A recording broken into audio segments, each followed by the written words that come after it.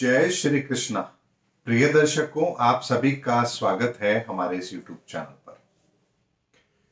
दर्शकों, आप में से बहुत सारे लोग इक्विटी मार्केट में इन्वेस्ट भी करते हैं, ट्रेडिंग भी करते हैं और कहीं ना कहीं आपका रुझान भी इस मार्केट से रिलेटेड न्यूज़ पर भी जरूर होता है। ऐसे में अभी जो एक इक्विटी मार्केट के अंदर गौतम अडानी जी को लेकर के जिस तरह का पैनिक क्रिएट हुआ था, अचानक से शेयर बहुत ज्यादा नीचे गिरे, उसके बाद वो रिकवर भी कर गए हैं। बहुत से लोगों को लगता है कि अब कंपनी वापस से क्या खड़ी हो पाएगी, पुराने भाव वापस आ पाएंगे, हमें क्या निकल जाना चाहिए या हमें इन्वेस्टेड रहना चाहिए। ऐसे बहुत सारे सवाल आपके इस समय पर आपके मन में जरूर चल रहे होंगे।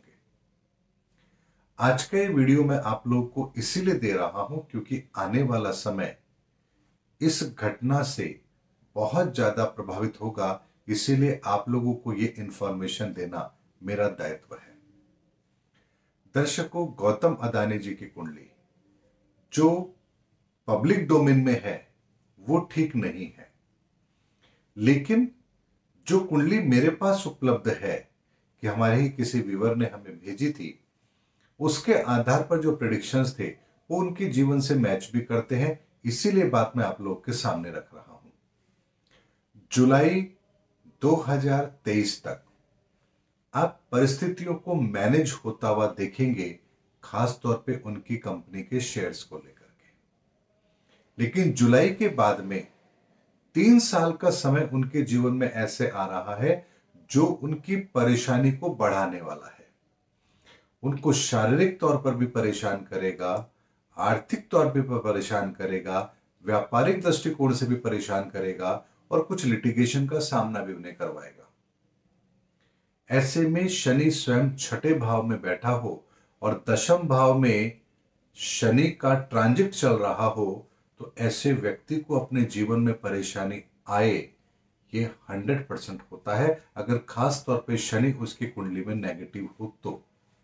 और यही कारण है कि अचानक से जो सेटबैक उनको मिला है, ये सब उसी की वजह से है। ऐसे में यदि आप बहुत लंबा टाइम होरिजन लेकर के चल रहे हैं इन पर्टिकुलर शेयर्स को लेकर के, तो जुलाई से पहले पहले आपको एग्जिट जरूर करनी चाहिए।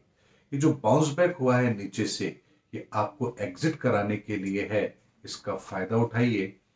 जुलाई के बाद से एक डाउनवर्ड आपको देखने को मिले और ये समय लगभग 3 साल का जाएगा। ऐसे में आप इतना लंबा पेशेंस रख पाएंगे, ये बहुत मुश्किल है, क्योंकि इक्विटी मार्केट में 3 साल तक किसी शेयर को लेकर के बैठे रहना और फिर उसको घाटे में रखना, ये इतना आसान नहीं होता है। इसीलिए अगले 3 साल यानी जुलाई 2023 से लेकर के 2026 के मध्य तक यहां उनके लिए परेशानियां रहेंगी उनकी कुंडली के आधार पर। तो निस्संदेह है उनकी कंपनियों की परफॉर्मेंस में भी उसका इंपैक्ट देखने को आपको जरूर मिलेगा। इसीलिए उनसे रिलेटेड जितने भी शेयर्स हैं उनमें आप अपना इन्वेस्टमेंट जरा संभल करके करें, तरीके से करें, स्टॉप लॉस लगा के करें और अपने विवेक के आधार पर करें। यह निर्णय आपको जरूर लेना चाहिए, क्योंकि उनकी कुंडली उनको सपोर्ट नहीं कर रही है, तो निस्संदेह उनकी कंपनी की परफॉर्मेंस में फर्क पड़ेगा ही पड़ेगा।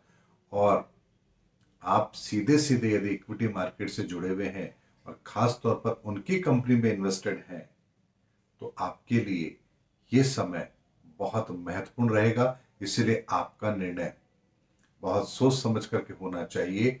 मैंने आपको ग्रहों के आधार पर परिस्थितियों से अवगत करा दिया है, आगे निर्णय आपको करना है। दर्शकों, मैं एक बात आपको यहां पर और कहना चाहूंगा।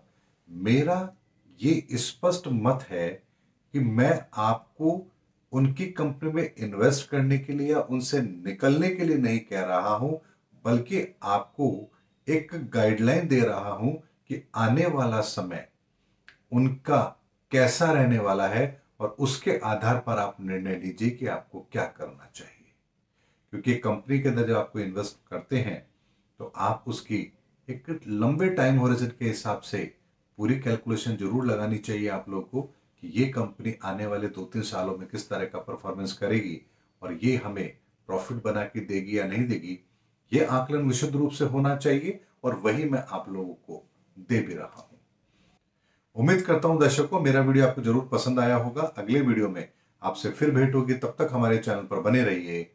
जय हिंद, जय भारत।